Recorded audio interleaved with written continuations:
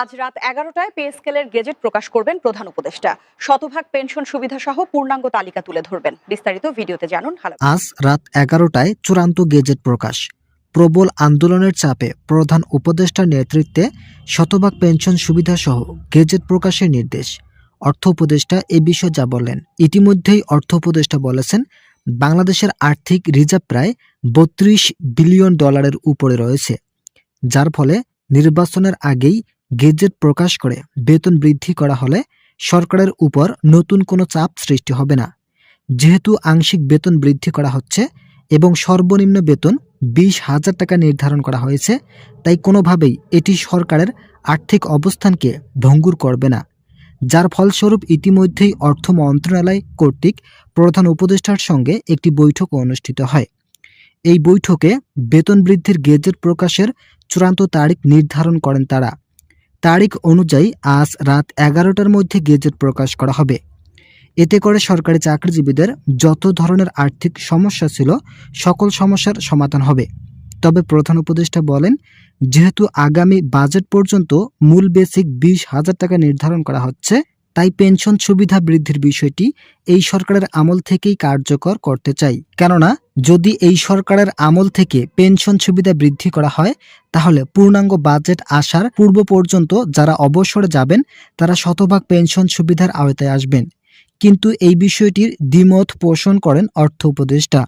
তিনি বলেন, এই সরকারের আমলেই পেনশন সুবিধা বৃদ্ধি করার বিষয়টি খুবই যৌক্তিক, কিন্তু কোনোভাবেই শতভাগ পেনশন সুবিধা বৃদ্ধি করা সম্ভব নয়।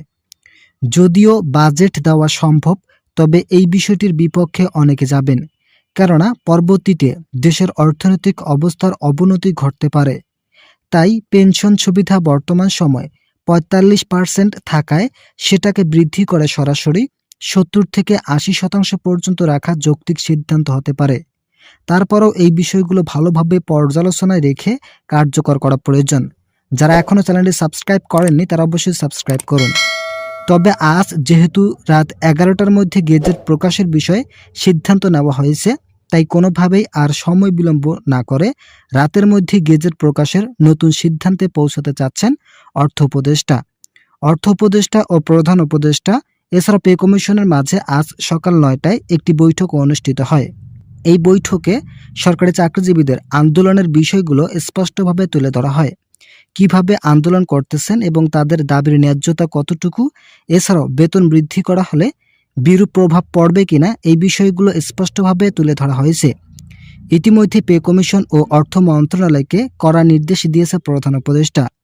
তিনি বলেছেন, আজকের মধ্যে গেজেট প্রকাশ করতে হবে, তাই যত দ্রুত সম্ভব পেনশন সুবিধার বিষয়টি সামনে রেখে সর্বনিম্ন বেতন 20,000 টাকা নির্ধারণের সিদ্ধান্ত নিয়ে গেজেট করতে হবে। তবে পে কমিশন বলেন, রিপোর্ট পর্যালোচনা কমিটি আমাদের হাতে প্রতিবেদন জমা দেওয়ার পরেই আমরা এই বিষয়টি নিয়ে কাজ করতে পারব। যার ফলে রিপোর্ট পর্যালোচনা কমিটিকে প্রধান উপদেষ্টা বলেছেন, আজকের মধ্যে রিপোর্ট জমা দিতে হবে এবং সেটা অবশ্যই বিকেল 4টার মধ্যে। যার ফলস্বরূপ শেষ পর্যন্ত বিকেল 4 ঘটিকায় রিপোর্ট জমা প্রদানের প্রতিশ্রুতি দেয় পর্যালোচনা কমিটি এবং তারা বিশেষ কিছু বিষয় সংশোধন আনার বিষয়টি অবগত করেছেন। তারা বলেছেন, নিম্ন গ্রেডের সরকারি চাকরিজীবীদের জন্য কিছুটা সুযোগ সুবিধা বৃদ্ধি করা হয়েছে এবং চাকরিজীবীরা এই সরকারের আমলেই বেতনকে নেতিবাচক হিসেবে তুলে ধরতে পারবেন না। প্লিজ আপনারা চ্যানেলটি সাবস্ক্রাইব করে ভিডিওটি কন্টিনিউ করুন।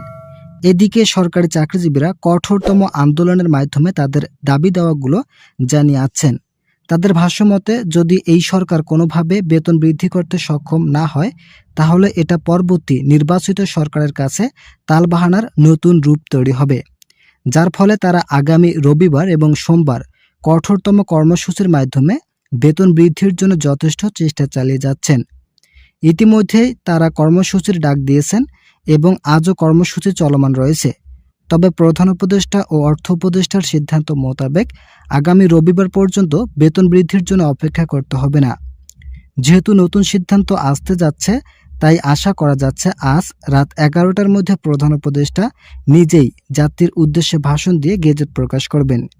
ইতিমধ্যেই প্রতিবাদ সমাবেশে সংহতি জানিয়ে প্রাথমিক শিক্ষক ঐক্য পরিষদ এবং বিভিন্ন বিশ্ববিদ্যালয়ের কর্মচারী সমিতি সহ 35টিরও বেশি সংগঠনের নেতৃত্ববৃন্দ বক্তব্য রাখেন।